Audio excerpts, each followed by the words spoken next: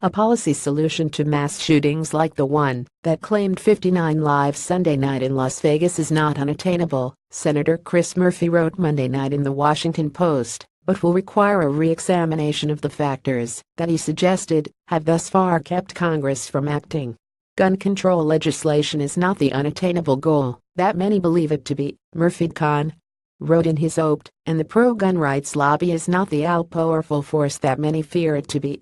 Story continued below. It's critical to understand that the Groundhog Day phenomenon of horrific mass shootings is exclusive to the United States. I find consolation in this fact, because if the problem is particularly American, then the solution can be too, Murphy wrote.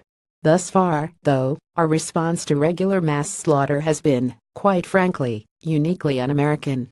Murphy, who represented Newtown, Connecticut as a member of Congress in 2012, when a gunman killed 20 children and 6 teachers at an elementary school there, has become an outspoken voice in support of gun control legislation. In a statement released Monday by his office, the senator said it was time for Congress to get off its ass and do something about gun violence in the U.S. He also said he'll introduce legislation to strengthen background checks.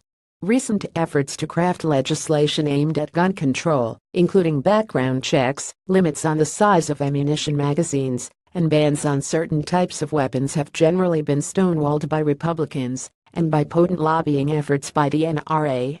But despite efforts by the latter to characterize certain gun control measures as unpopular, Murphy pointed to a poll showing that certain steps, including requiring universal background checks, requiring a permit for gun ownership, and bans on certain ammunition and weapons, are all popular with majorities of Americans. Such steps have been successful at reducing the rate of gun crime in Connecticut, Murphy said. The senator called out the tactics of gun rights supporters, pointing to some who accused gun control advocates of politicizing Sunday's shooting by renewing their push for more stringent firearm laws. Murphy noted another frequent argument that legislating guns would do little to stop those with ill intentions from carrying out acts of violence, and argued that laws are created to do just that. Listen, I think it's a very convenient tool of the gun lobby to say that there's got to be a 48-hour waiting period before we talk about change. The fact of the matter is the entire country is focused on why this happened, Murphy said Tuesday morning in an interview on MSNBC's Morning Joe.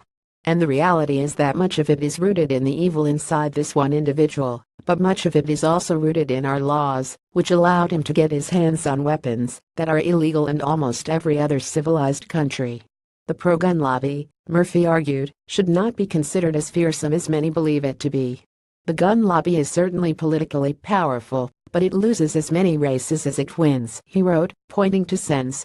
Jean Shaheen DN.H, Catherine Cortez Masto and Pat Toomey Rapa, all of whom won their 2016 races with the support of gun control activists. America's reputation is based on its ability to deliver the world big earth-changing solutions, Murphy wrote.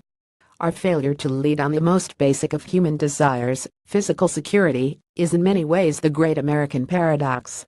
It doesn't have to be.